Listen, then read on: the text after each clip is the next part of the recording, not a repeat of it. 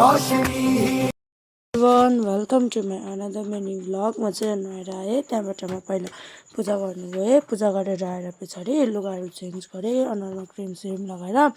त्यहाँबाट चाहिँ म गएँ चिया बिस्किट खानु। चिया बिस्किट खाँदै मम्मीसँग बोल्दै थिएँ। फेरि किचनमा गएर हेरेको बहिनीले चाहिँ मेरो लागि फ्राइड राइस भुटेको भात बनाइदिँदै थियो। यहाँ चाहिँ यसले बनाइदिएको थियो अन्डा हालेर। अन्त हामी चाहिँ ब्रेकफास्ट गर्दै यहाँ मम्मी र बहिनीले चाहिँ मेरै भ्लग हेर्नुहुँदै थियो। जस्तो अब हुन्छ नि, अब यो चाहिँ एकदम खुसीको मोमेन्ट भयो क्या। त्यहाँदेखि चाहिँ बेलुका भाइ स्कुलबाट आयो। स्कुलबाट आएर पहिला हाम्रोमा आयो, मसँग एकछिन बसेर घर गयो। त्यहाँदेखि चाहिँ ऊ फेरि लुगासुगा चेन्ज गरेर फेरि आयो। ऊ केला लिएर आएछ होइन, एउटा मेरो लागि एउटा उसको लागि। उसले चाहिँ खाँदै आयो।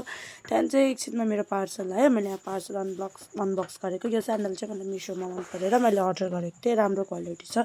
बेलुका 5 बजीतिर उठेर चाहिँ त्यहाँबाट म दोकान गएँ, मासु किनेर आएँ। यस्तो दामी वेदर भइरहेको थियो।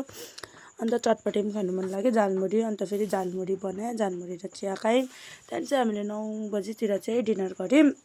डिनरमा चाहिँ मम्मीले चिकन बिरयानी बनाउनु भएको थियो। So this much for today. Thank you for watching. तपाईँहरू मेरो च्यानलमा नयाँ हुनुहुन्छ भने सब्सक्राइब गरिदिनु होला।